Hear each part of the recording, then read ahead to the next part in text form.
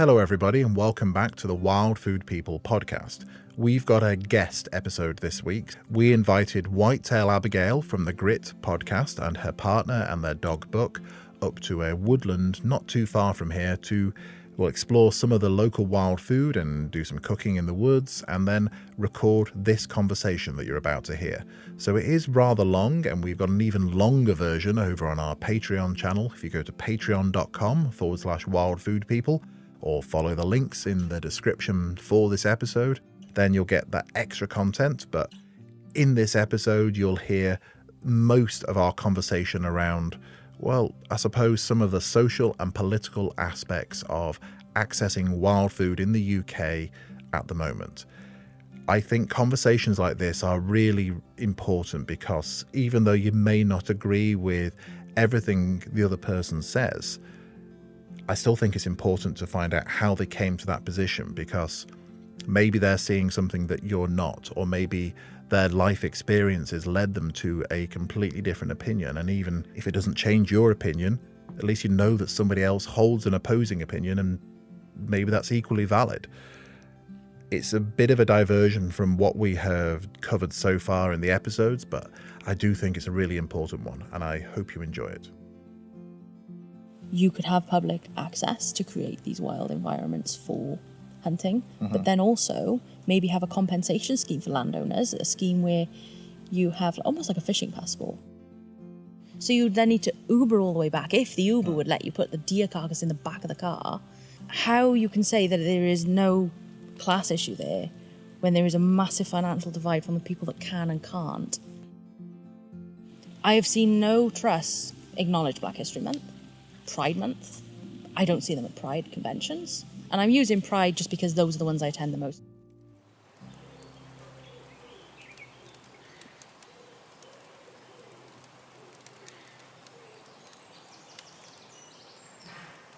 We were cooking late last night, so we had... So what was it from start? The meal together was... Kentucky Fried Rabbit, Denbighshire fried rabbit, I suppose it would be. Yeah. With a bilberry sauce. Yeah. Bilberry sauce. A bilberry reduction. A bilberry reduction. Let's make this fancy here. They're real right? words. Call it what it is. Yeah. And then we had sort of pan-fried potatoes, I suppose you'd say. Yeah, they were. They were like parboiled and then pan-fried just to crisp off the outside. And then... Chicken of the woods, which we found whilst we were out getting the rabbits, growing on the side of a fence post. Yep. Because it's an old oak fence post that was a gate post that used to be a tree and then was a gate post and now is just a piece of wood on the floor. But in that period, at some point, the mycelial threads from Chicken of the Woods got into there and now it produces fruiting bodies when it gets to the right conditions. And then kale. And kale from the garden. To add a bit of a different colour and some greens to the plate. It's a weird kale, that, isn't it? It is. It's a perennial kale. Yeah. So it's not something you have to plant every single year. It's just one big bush that just keeps producing year after year after year. It's fantastic. Really everlasting good. Kale. Yeah. We got it from a magical man. We did. In a sometimes you see in those like very small towns, you go, oh, what's over like a car boot sale fair thing happening in the local town centre, village hall thing. And sometimes you find the most random finds in there that are brilliant. And we went to this one and this guy just oh yeah, I grow weird and random things that you don't see in the UK, much like skerrit and stuff like that. They were here. They were the vegetable of choice before we had things like potatoes. So you had Skirret. Malcolm was his name. Magical Malcolm. If you know Magical Malcolm, he's got the garden in the quarry just above Llanberis. Yeah. You'll know who we're talking about. Yeah. So tell people about this show that you have. Podcast. Your podcast, yeah. Yeah. So what do you do? So I've got a podcast that is relatively new. It started in December of 2023. It's called The Grit: Stories from Women in the Wild and Beyond, and it was the maiden podcast that was hosted by a woman for women who hunt, fish, all sorts of things like that. And I will only host women because I feel that it's important for women to have a platform. There is plenty of male podcast hosts that do the same thing, and they are I welcome on their podcasts. I've seen them host women before. I think that when women talk to each other, there is more of a sense of openness, that perhaps they can share their views a bit more widely. And that's sort of the platform that I wanted to provide people and try and encourage more women into being able to hunt and fish for themselves. Do you think in this sort of we're a wild food podcast, but we talk, a lot of the recent episodes have involved a lot of hunting content. Do you think that in that world, in the field sports world in the UK, and the hunting and land management, animal control, wildlife control world, that women tend to be almost invisible within that, or sort of have reduced visibility? They're there, but they have a reduced visibility just through some other factor. So there's a couple of organisations that are trying to show visibility for women. I think it's not necessarily a visibility issue. I think it's quantity. There's just not that many. Sort of like if you're looking for a grey squirrel, you're more likely to see... Sorry, if you're looking for a red squirrel, you're more likely to see grey squirrels because there's more of them. It doesn't necessarily mean they lack visibility in the public eye. There's less of them, so you probably don't see them as much. I think that's probably more of the case. So I think the more women you have, the more visibility they'll have by proxy. How easy or hard has it been for you to find guests for the show? I'm very lucky. It's actually been incredibly easy. Women. So when I run my podcasts and I approach people to come on, I have a briefing form that I send out to all my guests, and the briefing form consists of a breakdown of exactly what they can expect, whether that's in person or online, and they have then options at the end about what they'd like to disclose, what they wouldn't like to disclose, if they can't talk about certain topics, if they'd like to hear the questions before they come on, whether they would like their faces shown, whether they wouldn't like their faces shown. It's trying to make the environment as comfortable and as safe as possible for people to come forward and come on. And that has really helped a lot of women feel more comfortable on the podcast to talk about things that they're passionate about. Has anything surprised you with the recording of the episodes or the production of it or the reception to it in that process? Has anything sort of really jumped out at you and gone, didn't expect that? Is there anything I didn't expect? I didn't expect editing to be so hard. Audio editing. Amy, you're laughing because Amy you know. edits these shows. I edit our podcast. So yes. You don't know the tediousness of it until you've had to listen to somebody drink an entire pint of water over the course of an hour and you cut out all of those gulps. Yeah. Or you pick up on everybody's verbal tics. Yes. And crutches. Yes. Yeah. Yes. Yeah. For Has sure. there been anything else that's been surprising to you? I suppose the willingness of people to come onto the show. Because I'm booked up now till November in terms of guests, and that's normally around one a week. Because I like to have a backlog. The reason I have a backlog is because I like that I can give flexibility to women. A lot of women are the caregivers of the home, which means they have maybe childcare commitments, and the little chances that they have to do something for themselves. We might need to move the podcast around. That's totally okay, and I don't want people to feel bad about that. So I try to remain as flexible as possible and have that backlog. So having the pleasant surprise of people feeling confident to come on, and with the willingness of some more high profile people to come on, has been phenomenal, and I'm grateful every day for it. Has anyone picked up on the fact that it is a female only show? Yes. I'm asking kind of a leading question here. It's all girls. Yeah. It's no chaps. No. Has anyone picked up on that in anything other than a positive way, shall we say? I wouldn't necessarily say negatively. I think maybe some passive or subtle misogyny, I would say, rather than negativity, and maybe that is upbringing of some people. But I have been told that I will run out of women to interview at some point. So I guess, sorry guys. Well, they're only 50% of the population. Yeah, well, if you're a heterosexual man or a gay woman or a bisexual woman, I'm sorry, but I think women are going to die out in the next sort of 10 years. So I'm going to run out of podcast guests. So No. So, yeah, I've been told that people have gotten a little bit funny about me not letting them on the podcast. They wanted to come on. As a man? Yeah, and I've said no, because it's a women's space. I'd be more than happy to do whatever they want to do for media content on their platforms, but in terms of the grit, it's for women. And I feel that space needs to be held for women. It's quite clearly there in all your branding. It's in the name of the podcast. It's in all of the visual branding. So it's interesting that you'd have actually had men asking to come on it. Yeah. Not lots, I will say that. Not lots. It's not the majority, but one or two, yeah. If I wear a dress, can I come on it? No, sorry. Okay. Fair. I would like to see you in a dress, though. I think you'd rock it. I think what would be your drag name? What is it? Is the lane?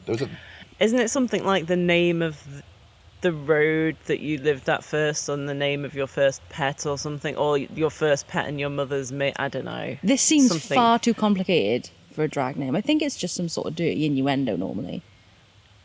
Well, there used to be all these things on the internet, though, where it was if you combine the first line of your address or the road that you live on with the I keep coming to this with the name of your first pet, then that will be your... I'm going to break some news to you right now, okay? Is that fishing? Do you know that was information gathering? Oh, yeah. You're aware of that? Like, I know that. I don't know, because like some of that predates internet banking. Yeah. Stuff like that, I never know if it's actually...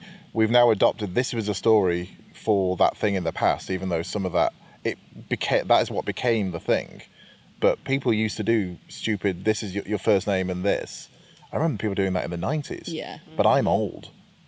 And that's the thing we've been talking about a lot this weekend, is that generational shift. Because I remember the before times.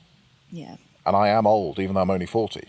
Well, there's quite a generational spread currently sat in this triangle. Yes. Yeah, there is.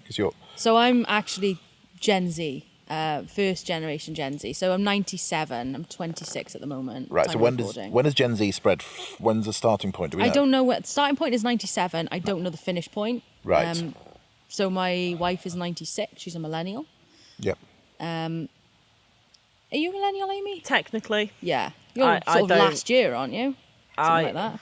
Well, Richard is kind of on the edge of Gen X and millennial. Yeah.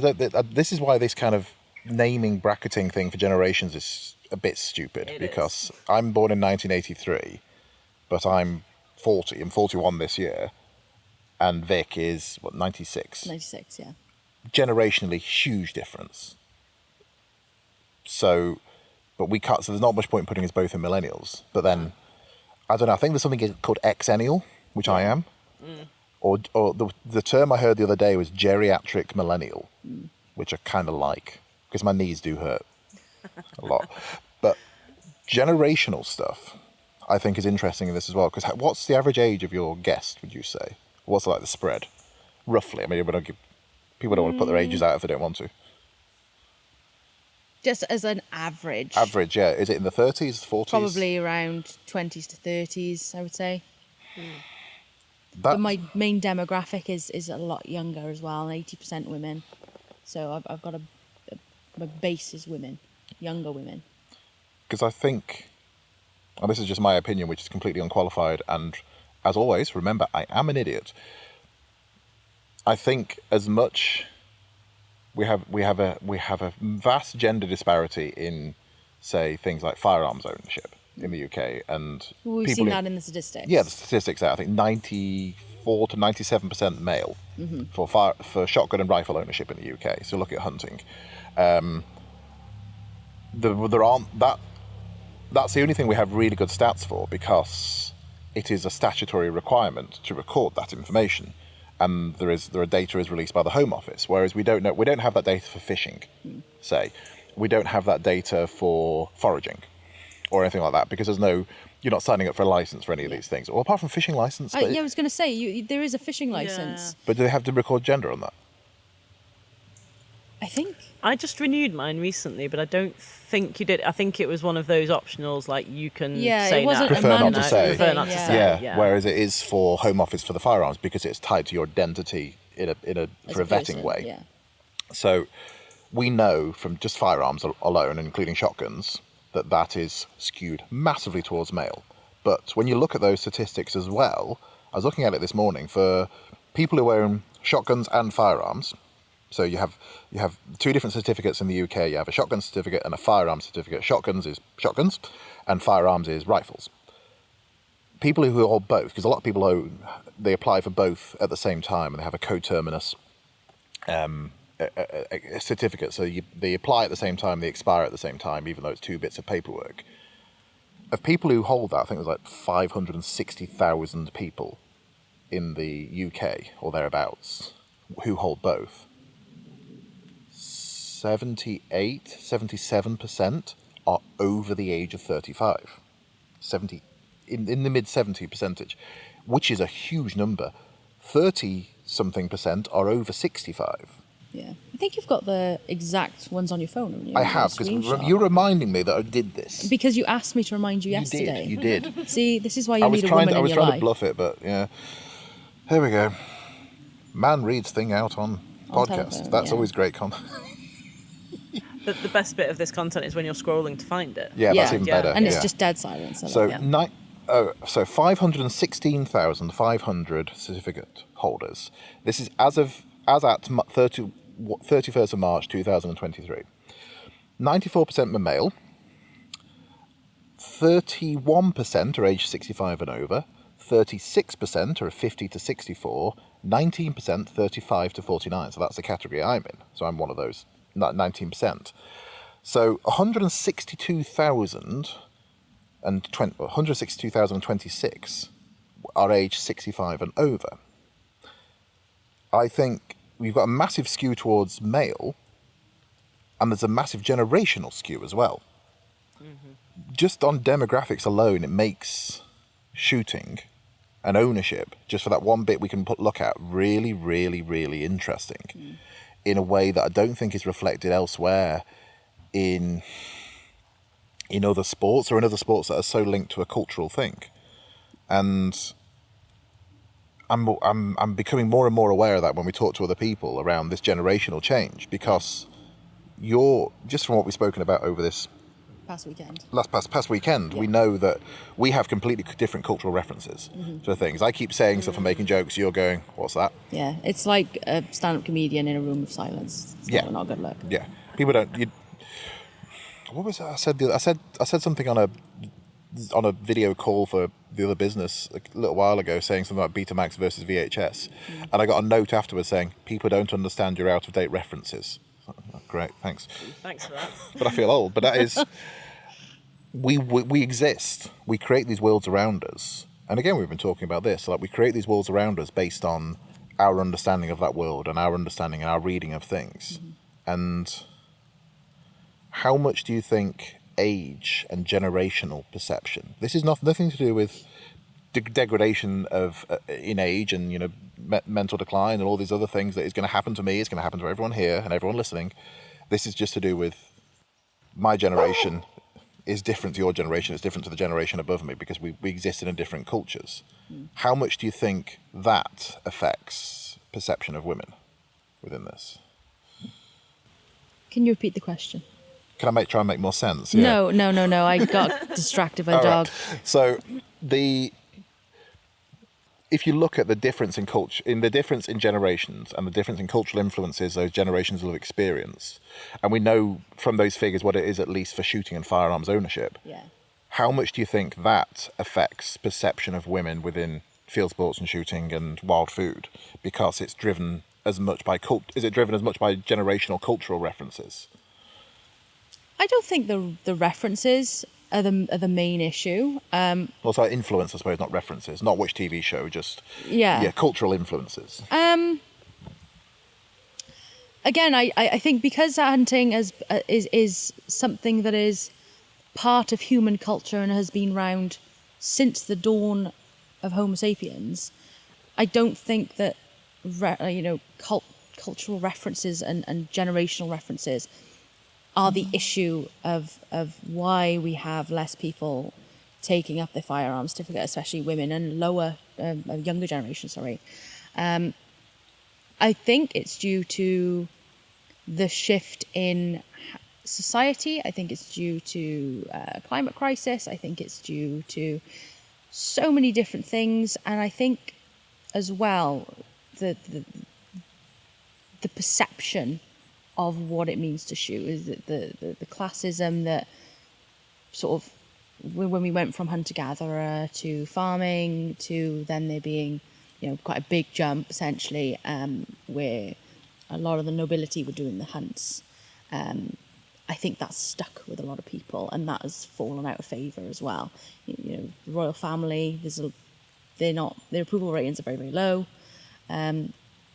It's sort of the same thing. It's this very old-fashioned view, and I think the massive political divide that we have as well now between left and right policies, younger generations tend to sway a lot more left than they do right as a whole. And when they look at the hunting community, I think they see a lot of people with different viewpoints to them. And because there's that big wedge that we have at the moment, it's quite a divisive time in human history. On the global stage, not the local stage, as it were, that people shun that. And I think it's different for foraging. That is very popular with younger people. I think if you were to do a study on how many people, it would switch the other way. I think that would be completely turned on its head. Those statistics would be exactly opposite. Because I know loads of younger people that are really into conservation. They're really into their wild food.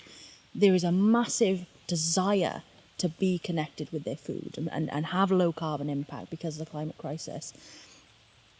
And there is something about the way that hunting is portrayed or perceived by the general public that is putting people off.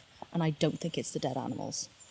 So do you think it's more of a sort of, you mentioned both class and politics there as being factors within it. Mm-hmm. So if you like bring it down this down to personal experiences, because that's often the easiest way to communicate things. How have you found that has affected your journey into this world, or your journey through this world, I should say? So I've been quite lucky. Because I come from a background of no hunting experience. My family don't hunt. We weren't rural. I am, by all standards, a townie. I think my first episode that I ever did was just me talking into a microphone, and it was called Townie to Hunter. All of my family, my grandparents, none of them were hunters. None of them were foragers. They're all corporate people. My mum used to say that the stork dropped me off at the wrong house. Because I have always been like that weird little kid that just didn't fit the family mould. Chief animal botherer, picking up things I shouldn't be picking up, things like that. So it was sort of, I suppose, a natural trajectory that I ended up there. I was vegan first. Oh, were you? Yeah, so I sort of scattered to the wind a little bit to try and find myself. And I was vegan for like a year, something like that, and just was doing more and more research and talking to vegans. And the community itself was very quite militant online. A lot of misinformation. Something that really ticks me off is misinformation and people jumping on things really quickly to fuel their own. We talked about that a lot last night. Yeah, if you were here last night, I essentially stood in front of the fire and went on about a half-hour rant. You did. It was almost a soapbox. Yeah, it was. So if you're looking to vote for a candidate next year, vote Abby for president. Whitetail Abigail for president. Yeah. Where was I going with that? You were saying misinformation. You were saying about misinformation. That was it. Misinformation really winds me up. We live in a world, digital era now, of the echo chamber, where if you don't seek out alternate opinions to your own, your opinion that you have will be validated by those around you that have the same opinion because of the AI algorithm. if you don't look past that first surface level and just even see what's going on the other side, you will have a very small viewpoint of what is going on with an issue. So when I came into hunting, I had the perception, like many of my friends, that it was going to be a load of really uptight, old-fashioned men that would not accept me, and that it would be really, really difficult for me to get in, and that I would just be rejected, and that I would face homophobia, and I would have to keep my queerness a secret, and sort of go back into the closet, essentially, which was not something I was willing to do. It's like going back into the 1950s. Yeah, exactly. Yeah. That was something I was worried about, but I thought that there's got to be someone out there that's not. Fortunately, no one yet has found my queerness to be an issue. I think the main thing about it is if I can shoot and I'm safe, I wouldn't be where I am without the help of a lot of really good guys that fit that sort of appearance of that traditional man, but they are very much so more keen that you're interested. So it's sort of trying to remove or change that perception of what it means to hunt and who hunts, and their attitudes towards people, and try and bring people together, because ultimately we've all got a common goal here. And what I said about the foraging aspect and people wanting to be closer to their food and conservation swayed the other way to firearms or ownership. There is a key element here, is that we're all caring about the planet. We all care about animals. We all care where our food comes from. And if we can come together on that issue, I don't think we would have such low numbers wanting to get out there. Because I think, because we've talked about this before, that I think there's a much higher audience out there interested in wild food of all types beyond foraging that isn't being spoken to by current hunting, field sports, shooting media, fishing, even fishing media. Because fishing media seems to assume what you really want to do is have a day ticket and go course fishing. Yeah. Not the idea, no, I want to go out, I want to catch 2 bass and I want to eat them. And I'll be happy for that for 3 months. That's it. That's the anomaly, it seems, within the fishing world, particularly when you look at fishing magazines or fishing YouTube or that kind of thing. The food bit of it is alien to it, which so that's a separate thing. But we speak to a lot of people, just like you do when we spoke about this weekend, who are really interested in that connection, in that wild food, and doing those things. And it's, I don't know, is it a wider representation issue that you? I mean, there's what's that phrase? If you see it to be it, or something, you have to see yourself represented in that world to be able to see that. Oh yeah, I can aspire to that. I do. I think it's important. I think visibility is important, and what you said in one of the earlier questions about whether there's a visibility issue. Yeah. Again, I don't think there's a lack of opportunity for visibility. I just think there's not enough people to have that visibility, because you'll see 1 or 2 people everywhere because they're like the only people that are willing to do that.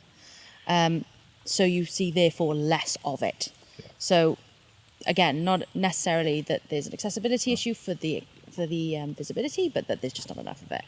And I think if you could see people and see that there is a community there that is going to support you, because that's the plunge that you have to take for a lot of minorities. Ethnic minorities have to take that plunge. Queer people have to take that plunge, that they're not going to be prejudiced against going into something they may never have experience in, which is really intimidating anyway. To go into something that you have no knowledge of as an adult and say, teach me, help me, while being a minority class or ethnic minority or queer person, and not being able to see anyone or anyone coming out for you. No one comes out for these people. I have seen no trust acknowledge Black History Month, Pride Month.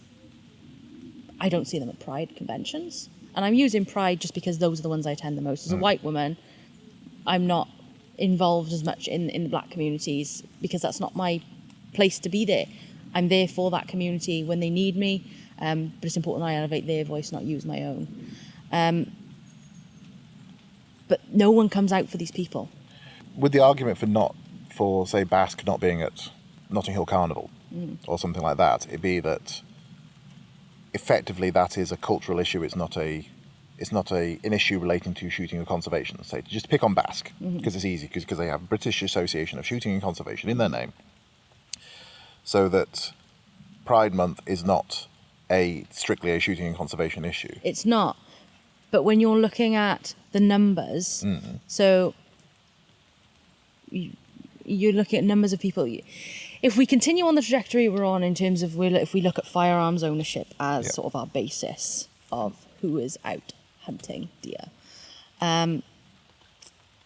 most of those people are not going to be with us in the next 30 years. Yeah, this is something that's clear from that graph. So 35% over 65, give that 15 years, 20 years, most people will have aged out of shooting just because of, I know, speaking to people my father's generation and friends and their fathers, you shoot less, you go out, you're out in the field less. You get tired, your bones hurt, Guns are heavy. Yeah, they are. They are surprisingly. Heavy, and you will carry on shooting. You won't sell the guns until you get to a certain point. But I know quite a few people who haven't shot in 2 years, 3 years, and they still own shotguns. And then when it comes to renewal, then they'll pass it on to someone else, or they won't renew, and they're in their 70s. So they will age out, and that is a real issue. It's like sort of we've gone through all of my life and all of your lives, being slightly younger, being told global population is increasing massively. But actually, we're getting to a point soon in the next 20, 30 years where it's going to start going down rapidly. It's already started to come down. Yeah, look at places like China and places like down, that. Yeah.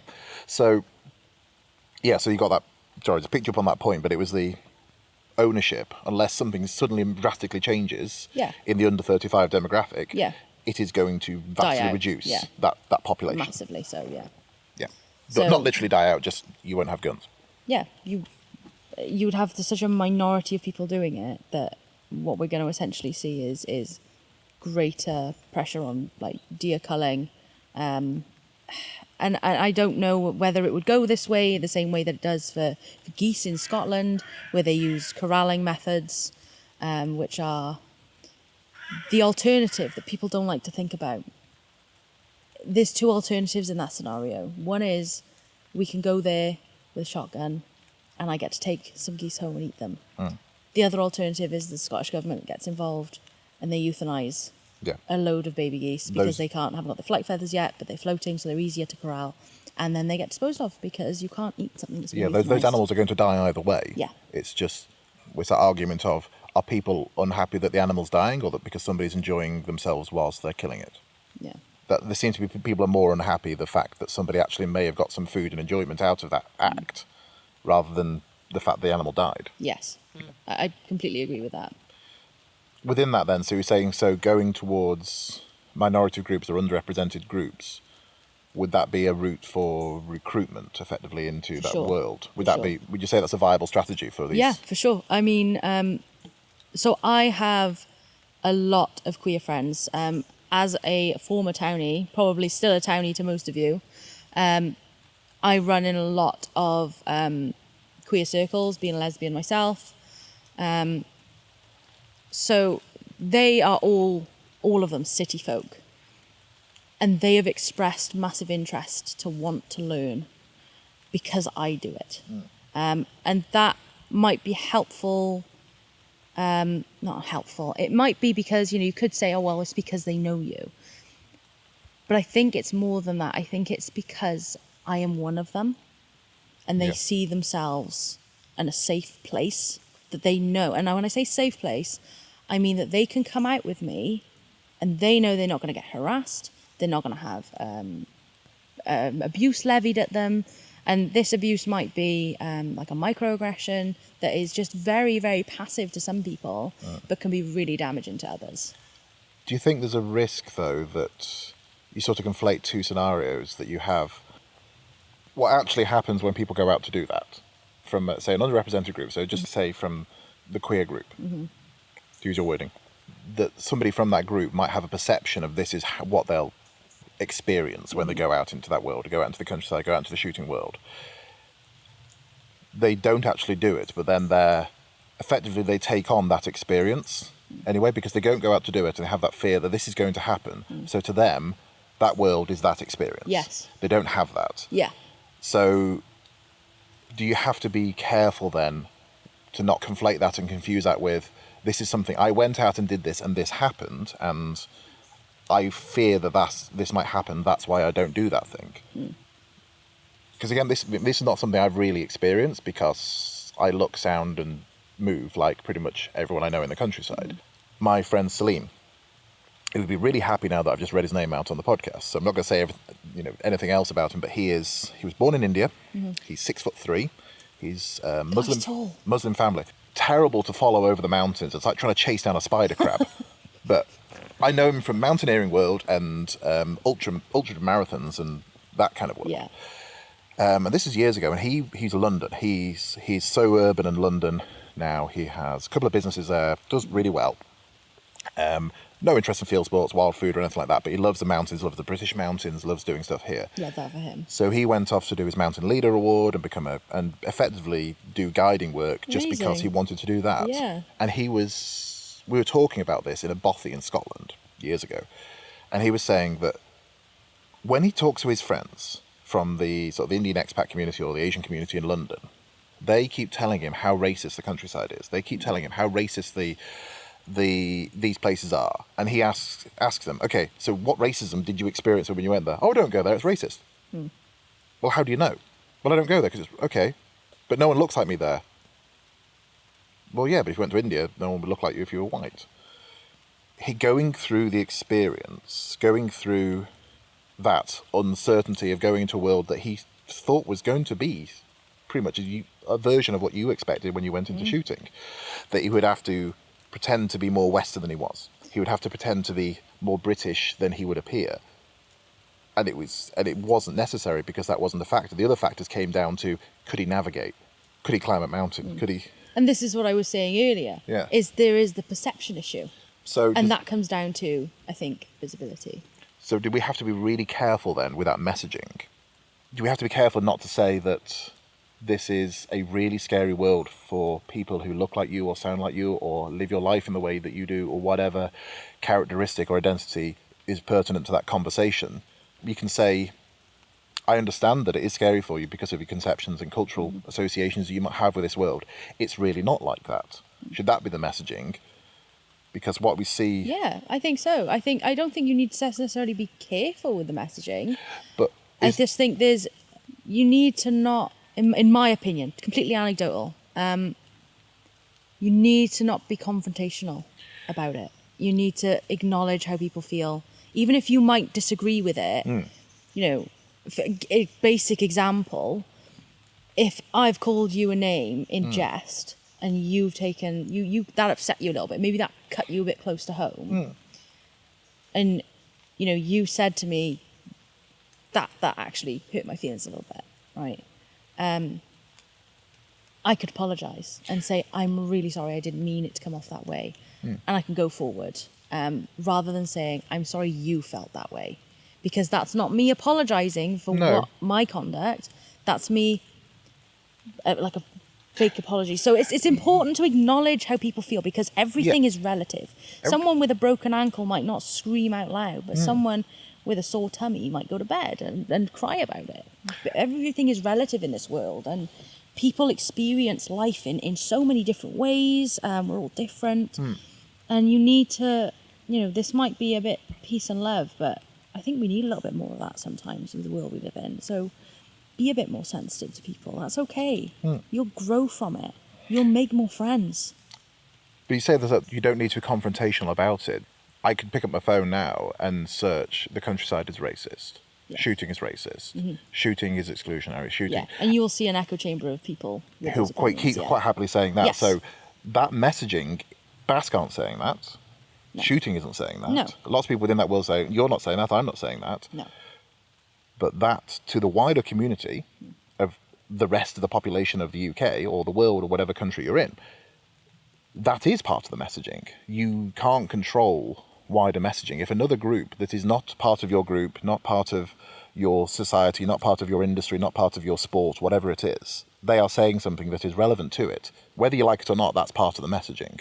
So, you know, you were saying that basically all experiences are unique, and you have to be sensitive to the fact that every experience of every human being on the planet is unique to them, and you can't fully understand. I can't fully understand your experience. You and can't I fully can't fully understand yours.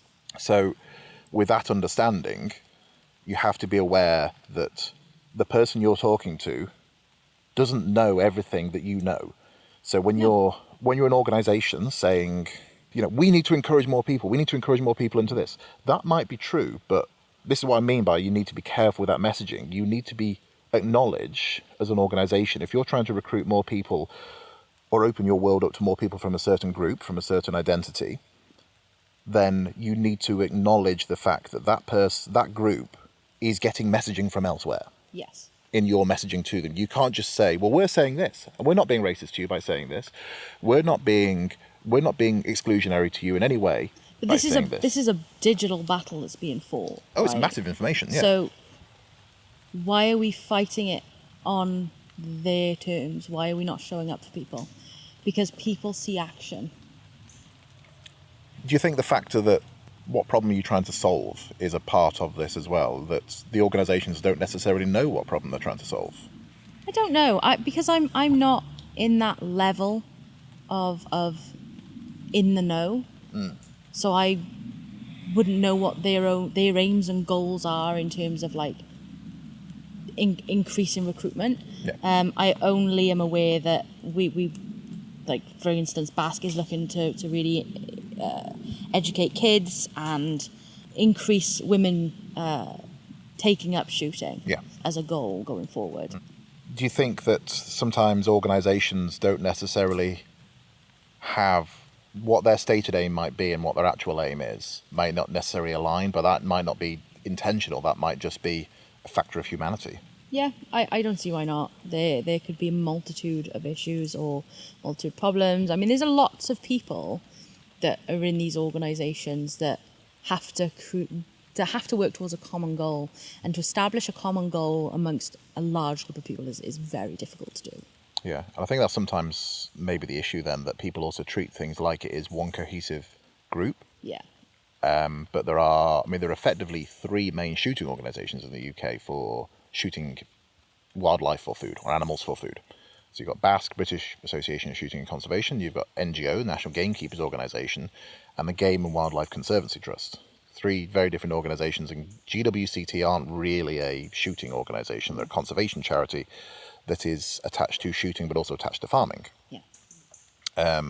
So it's within that, it is difficult to nail down sometimes which is the community, because those organisations are all very, very different to each other. They have very different cultural and organisational personalities. Yeah.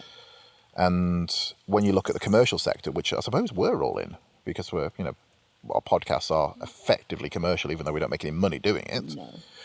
We are commercial just like Shoot Guns on Pegs, or Tweedle, or anyone else, anyone we spoke to last week at the game fair. We are outside of those organisations, and are we representative of that community? And do we need more diversity then in those shows and the content that people provide? And that might be the way to do the representation. I think that's a great idea. Yeah. Well, the fact that we are speaking on it means that we're representatives of the community. Yeah.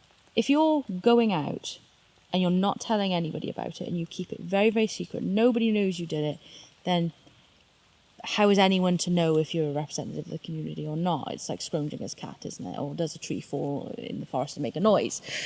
The minute you start speaking about it to even a friend or a colleague, you're a representative of the community because you participate.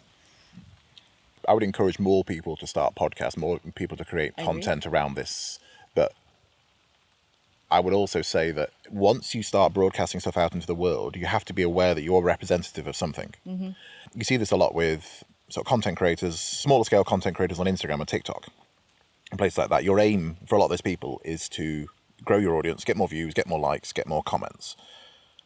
But I think a lot of people sort of do that without realising, or without even taking into account, okay, what are the implications of me doing that for the thing that I enjoy? What I post on there is now representative of that world to the local community around the shoot, or to someone on the other side of the world who thinks that's what shooting in the UK is like, or wild food in the UK is like. I've been talking to American friends and they're saying, yeah, because in shooting in the UK, you have to wear tweed and you have to have a side-by-side shotgun. And I sent them a photo of me wearing a baseball cap, a T-shirt, and But again, and that's that class perception. Again. Was it class or is it just image?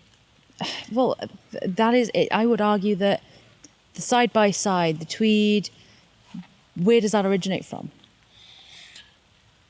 I would say it was effectively dressing like an Edwardian, which was a fashion. It was fashion. Yeah. But who were the people that were shooting those shoots? Well, the person I know, the poshest person I know, in Edwardian times. In Edwardian times, yeah, but that was money. But that was 100 years ago. Yeah, but 100 years is not that long of a time in the grand scale of how long hunting's been around. Okay. 100 years is a generation. Human lifespan is 100 years. It's one generation. It's one person. That is not that long ago. So this is back around to class then. How much does like with your guests that you've gone through, because that's given you a really broad experience, you know, hours and hours of listening to these women talking about their experiences and their lives and their businesses. How much has class played into that, do you think? What's the level of class in that? It is a class image issue. Right. So it's that perception. It's all about perception. The perception that is portrayed by, whether that's the media, by the preconceived idea of what it means, from when it was more popular to do so 100 years ago, and that's been passed down of the perception through the family line. It's not like that anymore. Tweed is a lot more affordable. It's a lot more accessible. It's coming into fashion. You know, there's a couple. You're wearing a tweed hat. I am wearing a tweed hat, and it cost me, I think, £10. It's affordable now. Was it affordable 100 years ago? No. How much of that do you think is your perception of tweed because you didn't grow up with it? So, I would think I'd be amiss to say that it wouldn't be my own perception, but I have spoken to a lot of people about it, so I don't come at it baseless, as in the perception of others. I've spoken to a lot of people outside who do not shoot about why they believe that there's issues, and they have consistently said underrepresentation, class. Because it's a really interesting thing. The class issue is because I find it very difficult to define. The most lineaged people I know are some of the poorest. Yeah, but this is, again, right, is why foraging is different. Because they will go out and forage, no problem. There is no image issue with it in terms of, there's nothing to do with, like, it's seen as a very left-wing thing to do. Because it's freedom and you become ungovernable. You are feeding yourself. Other end of the spectrum is doing exactly the same thing, but there is a lot more money involved, I will say that. Massive land access issue in this country, which does prohibit a lot of people from becoming involved. You need to have a certain level of income to be involved unless you find someone that can take you on. But you exclude a lot of people from the cities. So a lot of younger people don't have driver's licenses anymore because they can't afford it. So they are trapped by public transport. Public transport doesn't often get to the really rural places that it needs to be to have a hunt, unless you're going urban. But that's normally reserved for urban deer managers. You wouldn't do that necessarily for a recreational hunt. And it would be down to, if a person is taking you out for free, you'd need to travel to their permission. So you would need money to get there. So you could maybe take a train and then a bus and then an Uber to get to where you need to go. That might be £50 to £100, depending on how far you need to go from where you're going. Say you're in London. That might not be an issue if you're in London. But if, say, you're earning £34,000 in London and you've got a massive monthly rent, and say maybe you're a single mother, and you have to justify using all that money, and then you have to get home an entire carcass with you because you would do it to eat it, on public transport, they wouldn't let you on. So you'd then need to Uber all the way back, if the Uber would let you put the deer carcass in the back of the car. How you can say that there is no class issue there when there is a massive financial divide from the people that can and can't, based on the very basics of what they can afford to have in their life. How is that different, though, to say sea kayaking off the Gower or winter mountaineering in Scotland, because that involves a lot of kit, It does. a lot of time, a lot of money. You can't do it with public transport. It's ableist, and it's not necessary for life. Wild food is not necessarily for life for people. It is not the cheap way to live. No. It is not the cheap way to get food. It's a cultural and emotional issue. Yes. Why would then shooting be any different to any other sport in that It may sense? not be. Would you say there's a sea kayaking class issue? I know you didn't come on to talk about sea kayaking. I don't know enough about sea kayaking Yeah. to speak on that. Well, I suppose it's do we as humans, we sort of focus on one thing in our world and our interest, but then could you switch that model and that analysis onto something else and come to the same conclusion? Is the issue something wider then, rather than something about that one particular issue? It may be. I'm sure there is a wider issue there. Whether I could say that with, complete certainty, probably not, because that, again, would be anecdotal. It's just that example that I gave was a very, very specific set of examples. And it is a very specific set. That is certainly not everybody's circumstances. But the economy where we are now, with inflation as high as it is and wages as low as they are, you are going to be blocking off access to people. It is, and there's also a population issue in terms of population density in the UK. We have very good access to the countryside for our population density. We can compare it to somewhere like Japan or somewhere with similar density. Everyone will be within half a mile somewhere of some kind of public access. They can walk along a path and forage and do those kind of things. Yeah. I was talking about this, the game, who were talking about this? Richard Negus? Yes, I think it was, yeah. Or somebody. It may have been George or Richard, yeah. So we're talking about, effectively, you can skew a spectrum. So foraging skews left. Yeah. Shooting skews right. Yeah. Fishing... It's somewhere in the middle. Somewhere in the middle, but you can go both ways. Yeah. Fishing is... Fly fishing skews right. Yeah. Coarse angling skews left. Or skews working class, generally. Because you can access a river, you can access a canal, you can access something like that at fairly low cost. And we're talking about, is it the fact that it's not the shooting skews right, necessarily. Foraging you can do on someone else's land. And in most cases, it is not illegal. The Foraging Act isn't illegal. If it's above ground, it's not a protected species, it is, and it's a wild species, then it's not theft. It's not illegal under the Wildlife and Countryside Act, but what it could be is trespass. Yeah. But trespass in that occasion is a civil offence, not a criminal offence. So it's actually very difficult for foraging to become, for personal use, to become illegal. Yes. But if I was to pick up a rifle or a shotgun and jump over the fence into that farmer's field, it is a possession of an offensive weapon in a public place without good reason, all of this. Even if an air rifle pellet left this woodland and landed in there, it would effectively be the same thing. So you need... permission. You need permission, but you need some kind of, effectively, a social credit to get into that farmer, to ask there for permissions to shoot. Or, if you don't have social credit... You pay. You pay. Yeah. Which is what commercial shooting is, commercial game shooting, or deer stalking is, a lot of the time. Yeah. The pay-to-play model comes in there because they know, effectively, I think it's more market forces than class, I would say. I think it's a disparity. Who can afford that? No one can make money from foraging because you can do it for free anyway. Yeah. But you can make money as a landowner from shooting because people can't access your land without it. Yeah. So once you have a limitation there, you have a restriction in supply. And that's great for the landowner, but to talk about people being able to do it, that's where the issue is. But why do people have a right to hunt? And this is completely anecdotal. This is my opinion. Yeah. The ability to hunt, and that includes fishing, spearfishing, hunting with a rifle. And even, I would say, I'm a big advocate for bow hunting. I would argue to the day I die about that being legal here. The ability to provide for yourself from the land that you are from, like the planet that you're from, is the very essence of human art and culture. Okay. That is something that we have done since we were single cell amoebas, floating around in the ether. How that is not a human right to be able to provide for yourself and your family and your community, because hunting is a community activity. We went out together.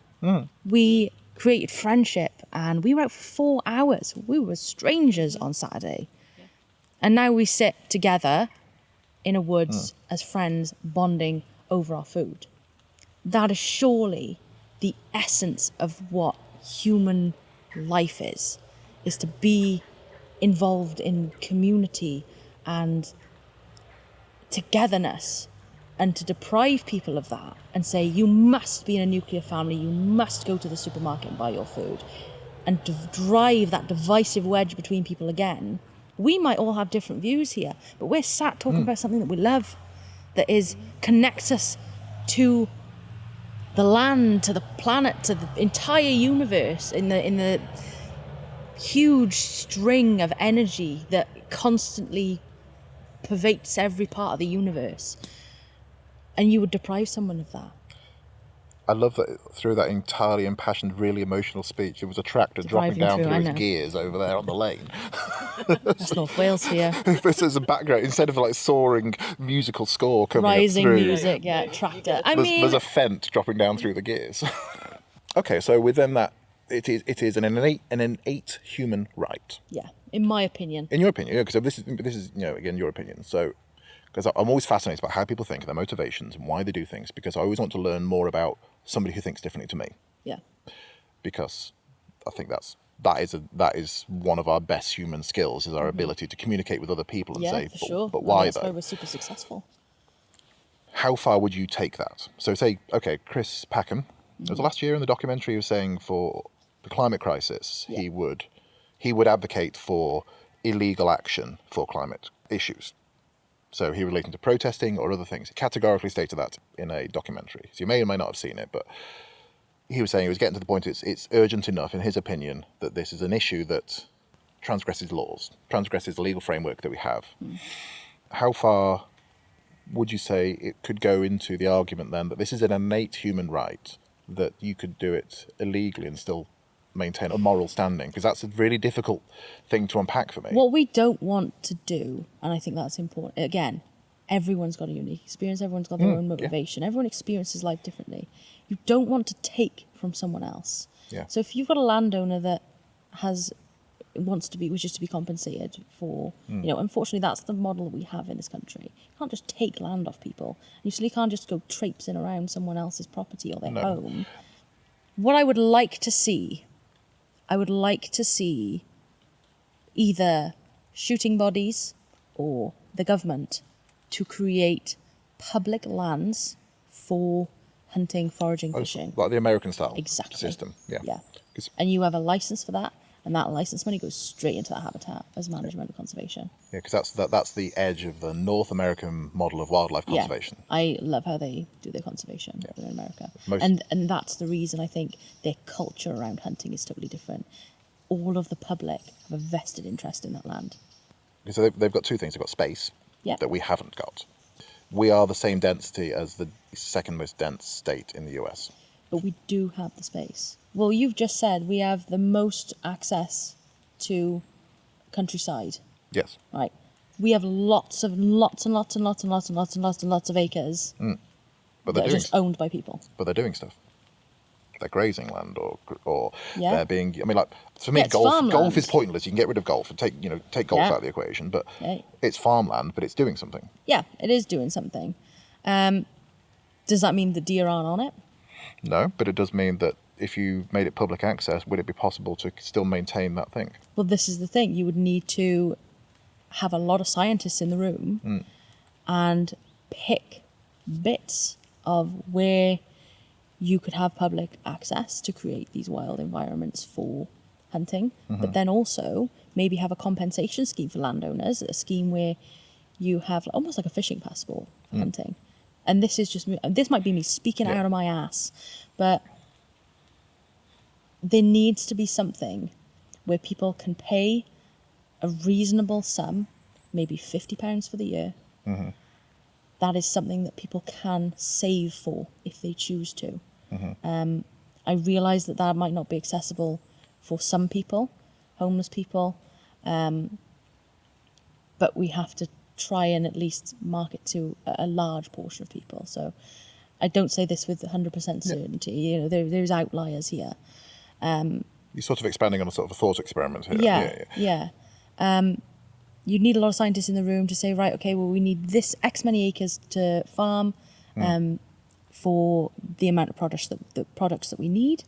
We can allocate X amount of land for hunting, fishing activity, foraging activity, and then we've got X many farmers that would like hunters on their property or fishermen on their property to conduct deer culls, and they can do that then through hunting. And then we can create more jobs then with ranger style positions where we're monitoring deer populations accurately and not locally. We're doing it countrywide and collating it. So one of the permission we were doing the zeroing on yesterday before we went to shoot that farm there used to be like 20 or 30 people shooting on there, had permission to shoot there theoretically, and now was only me. But that's because the farm and the farmer. But the farmer took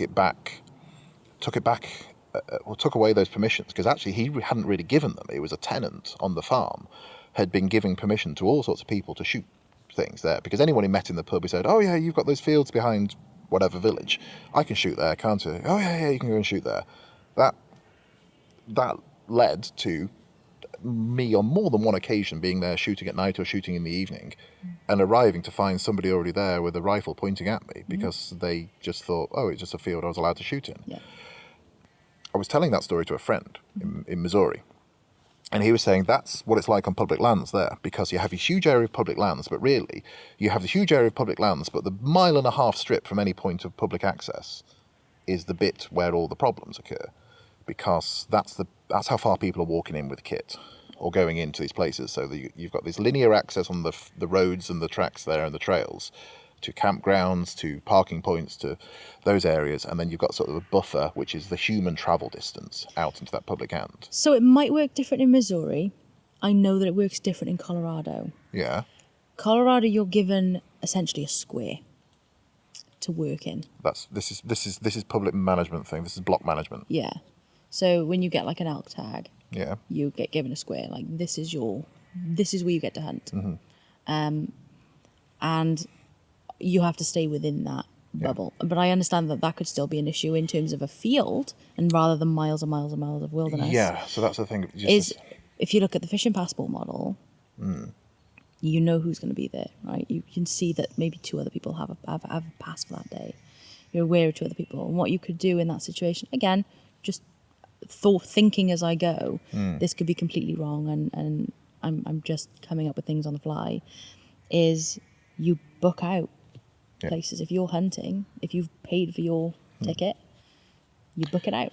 And so you know that it's only going to be you, and anyone else that's there on that day is obviously then in breach. So you have but it's not just a rules following issue. It's if somebody points a fly rod at you, you're not likely to get shot if there's more than one person there who should be there. Whereas if there are 2 people hunting in one field, one area, that unless you are effectively the person in that block, so this block of field, this acre, this grid square, this is the person that's shooting there on that day, then the safety relies on everyone following the rules. Yeah, it does. Which doesn't necessarily translate to human behaviour. No, it doesn't. And then for the States, have you been following what Matt Rinella's doing? Not really. So Steve Rinella's one of his brothers. So Matt Rinella famously had a falling out live on a Meat Eater podcast about hunter access. So they have 3R in the States. Is it recruit, retain, and re-engage? So it's this model which a lot of hunting brands, whether it's clothing, whether it's and organizations they work under this model that this is what we need. We need to recruit more hunters.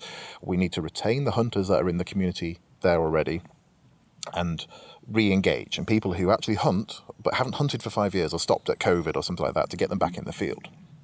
It's good for hunting companies. You sell more kit. It's good for wildlife agencies. You sell more tags, more funding for that, more funding for the ecology, more funding for the wildlife under that North American model. Matt Rinella has he's not anti-public hunting. He's not anti-hunting promotion. What he is anti-hunting media to a degree. So his argument is that shows like Meat Eater, like his brother's show, were encouraging more and more people to go out killing for content. And that's interesting. And he was saying that what this is actually the 3R, so getting more people into hunting, is actually reducing, and a lot in the Western states as well, it's reducing the opportunity for people to hunt because tags get sold quicker, or areas that aren't in public management, people go along there and say, yeah, this 10,000 acres, I'll pay you $50,000 now for the next 5 years, no one else can hunt here. Because one person is rich enough to do that and exclude that. So it's not the government system, it's like the mixture of public and private that they have there is actually restricting access through promotion. And it's this weird thing that comes up as a secondary thing. Because I was a guest on his show a couple of years ago.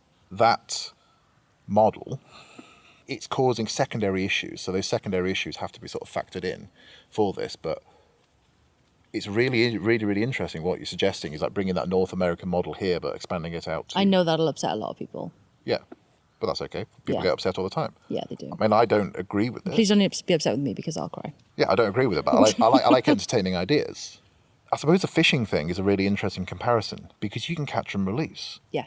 You can't catch and release a deer with a 308. Not with a 308, but if you run fast enough.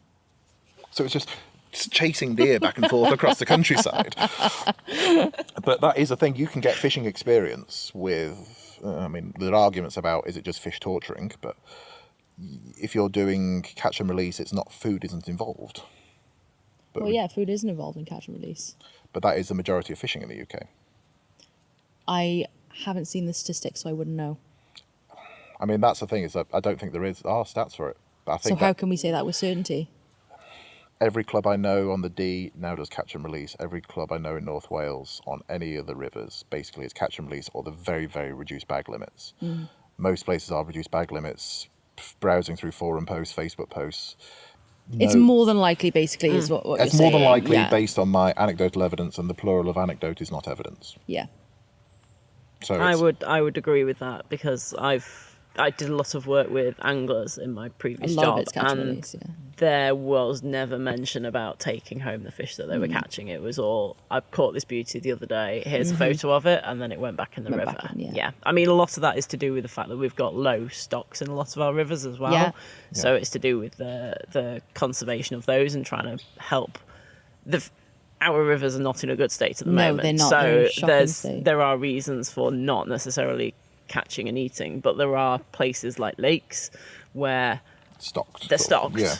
Yeah. Or they have been stocked in the past, so they've got Reservoirs. really healthy populations, and you can catch and eat. And even there, anglers who go there, I would say, do catch and release more than anything else. They just want to catch, but they want to go there, have a good experience, and do it's their hobby. Yeah. You know. And that's good for them. If that's It is, what they yeah. enjoy and it gets them outside, it's good for their mental health, go for it. But there's it's not food related. It's not. But that That's means the there's a thing. difference in that model between, say, the fishing passport scheme and those things. But I The suppose fishing passport scheme does allow for taking. it does allow, depends on the river and the water. I suppose like stocked lakes are kind of the equivalent of pheasant shoots, of a stocked pheasant Yeah, I shoot. suppose you probably could say that. Yeah, So people- in some roundabout way. Taking the animal is the sport. That's the motivation for most people. But the food element is secondary. I think the people who are interested in food and getting food from this wild thing it's a huge market, as we've talked about. I don't think it's necessarily represented in the people that are shooting and fishing and doing things now. So it's almost like we've got a third sector to develop. Yeah. The access for anything beyond foraging is really, really hard. It I is. agree. It's tough. And if you don't live near the sea, that's fishing for food is harder as well. Yeah. I mean, I would say though, because of how small our island is, we are very you can get public transport to sea, and I think probably the most expensive thing in that would then be if you wanted to do it rod, Yeah. or you could spearfish, which is legal in this country as well. Yeah. So that is for that. Your main cost in that is going to be your public transport if you don't have a car, or your fuel cost, and the kit. And a spear gun, a halfway decent spear gun, can go for like 80 quid. So same with rods. I would probably say that anything to do with sea fishing specifically is very accessible because of the wider public access links, because of its low cost. You don't need a license to go in the sea and do that. And you can just forage for crabs and seaweed and all sorts of things. that's a really good alternative to get started in hunting. If you're looking to hunt for food, sea fishing is a great way to start. It is, because the public transport issue for that is actually, it's probably still the most expensive single component in that. And you can hide a fish in a bag. Yeah. You can't hide a deer in a bag. Well, maybe a muntjac, but it's heavy. The wild food accessibility thing, I think,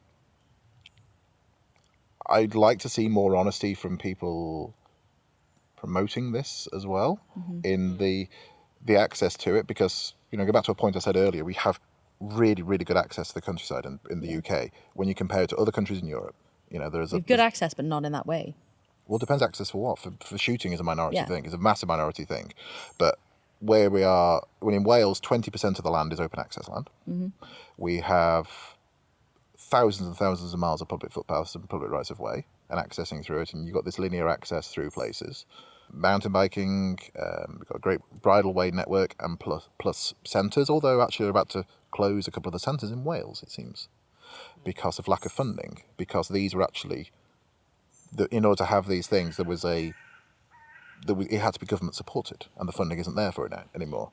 So could it be a public funded thing, or is it going to have to be a privately funded thing in a way? Because I don't know which government is going to have the budget to do anything like this in the next 20 years. The NHS is going to keep taking an increasing share, and social care as well is going to take an increasing share of the GDP of the UK. There are more and more things requiring funding that are going to take that, and this is my real fear for ecology and conservation, because you can already see it a little bit with farming policy and food policy. That is pushing more and more onto the private sector. A lot of conservation is already in the UK is done, well, the majority of it is done by farmers and shoots and keepers of some type. Wildlife trusts, those kind of agencies, they don't do as much. They have very specific work. They do some great work in other areas. I'm looking at Amy, who used to work for one. But it is not as widespread as you might expect. No, it really isn't. So Sadly. This is a whole argument about greenwashing and greenwashing policy, and again, talking the talk but not walking the walk. But which walk are you walking? The one that leads to a healthy, biodiverse environment for Great Britain. But would a better biodiverse environment have fewer people in it? I know that I joke about it, but I know that some people have the argument of that the planet is big enough to support human populations as they are, if we farm it in a specific way. But I don't think we should have to exploit the planet to thrive in it as a human race. Yeah, I don't want to live in the Blade Runner No, tower. exactly. In ecology, we have something called the carrying capacity, which is essentially where a group of animals will hit its limit of resources within an area. And then all sorts of bad things start to happen until the population levels out. Humans sort of artificially inflate that through farming, through our ingenuity, through our adaptiveness. So our carrying capacity for this planet has gone through the roof. And that's why we're in the state that we're in, is we just are exploiting what the planet has, and we're running out of resources. We're on a finite planet, finite resources, and the resources that can regenerate need time to do so. We are running through those at rate of knots. I don't know what to do about the population issue. Whether there is one or not, you can completely disagree with me. I just don't like having to sit in traffic jams, so I want less of you on the road. The population has grown significantly in the UK since the Industrial Revolution, 1997, massively. right? I'm going to, because I'm not going to look at my phone now, we are going to insert a clip now where I say how much the population has grown since 1997 to now. Okay, so this is a little bit more complex than I thought. I went to the Office for National Statistics for most of these figures, and I've rounded them up to the nearest 100,000, just to take into account any sort of errors, because I had to combine them with stats from somewhere else. But for the UK, in 1997, the population was 58,300,000. By 2017, that had gone up to 66 million, and where we are now in 2024, it's around 69,100,000. So that's an increase of 10,800,000 in that period. Basically, we've gained the population equivalent of Honduras, or 9.4 Birminghams. I think it's also worth mentioning that the average age of the population in 1997 was around about 35 years of age, whereas now in 2024, it's around 40 years of age. And in 1997, 78% of the population is classed as living in an urban area, whereas now it's 84% of the UK population are classed as living in an urban area. And our population density at the moment is 725 people per square mile. By that much. And it's going to be something that needs to be addressed. Yeah, for sure. Because any of these land access issues, land management issues, conservation issues, recreation issues, wild food issues, ability to access land to do things, ability to access clean rivers where fish live to fish, places to forage. The population is a significant factor in that. And you talk about carrying capacity, that's always something.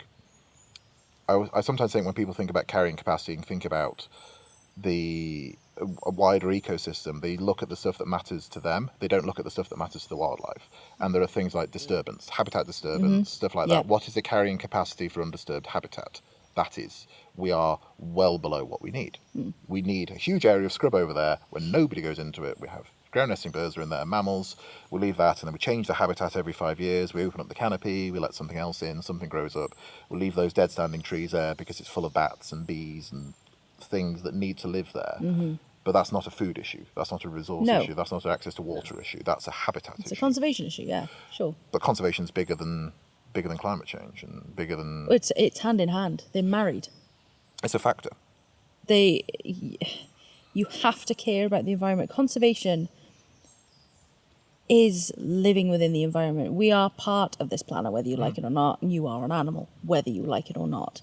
It is a miss to say X animal needs to be managed, this animal needs to increase population, to calculate everything else and then exclude ourselves from that as if we're better than that. And we're not. And we live in a country that is, well, in an island that is been continuously inhabited for over 10,000 years, and we have been doing farming here for a long time, and we were harvesting heather in the shadow of a hill fort yesterday that was over 2,000 years old. That one, I think that one might be Bronze Age or Iron Age. It's one of those two. Yeah. It's more than a decade. Oh yeah. So we have that, and the reason those are no trees on that hillside really is because of humans, and the reason there are trees in this boggy field are because of humans. It is the management of that land is beyond a conservation issue, which is land management is conservation, which is tree planting, which is tree removal, which is burning, predator control, access to water, pollution. And this is predator control, something I've had a discussion about as well on my podcast. So there shouldn't be as taboo as it is. And the whole rewilding thing, and that is, you could do a whole other episode on that, because I could just talk about that sort of stuff as well. So we're coming probably towards the end of this one. If people were going to take away one thing from about you, about your show, about the work you do, what would you like it to be? What you want our audience to take away? About me? About anything from this. A message.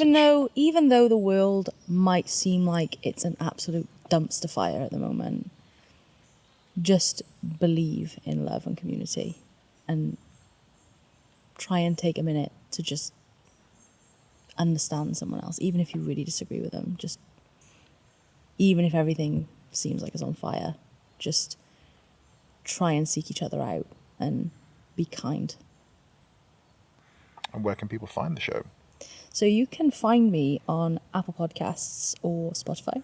I also have a website, www.thegritpodcast.co.uk, or like I said, Apple Podcasts and Spotify. And social media and so I see I'm really bad at promoting myself. This is why I've got like 500 followers.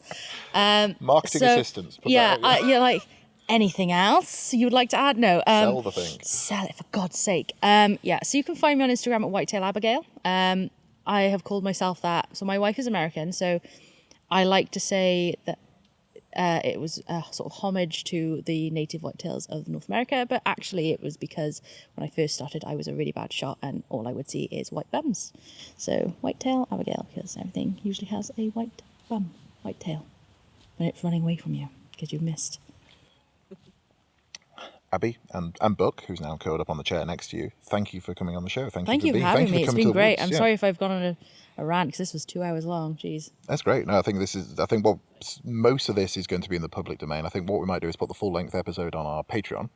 Yes, we will. Just because people prefer shorter podcasts, we find. But we want this to be out there publicly because I think this is a really valuable conversation in here. I think it's a really valuable point, and it's like the whole thing is you've got to hear other people's viewpoints, because if you're hearing somebody from your world saying something and it's not what you expect, it means then that maybe you don't have a full understanding of that world, even if you disagree with it. It's been nice to just sit down and just hash it out a little bit, you know? Yeah. And just hear each other out. I love doing that. Just hearing each other out, and coming to a middle ground on something or agreeing on something. Yeah, or just listening to other people is good. So you can find all of our stuff over at wildfoodpeople.co.uk.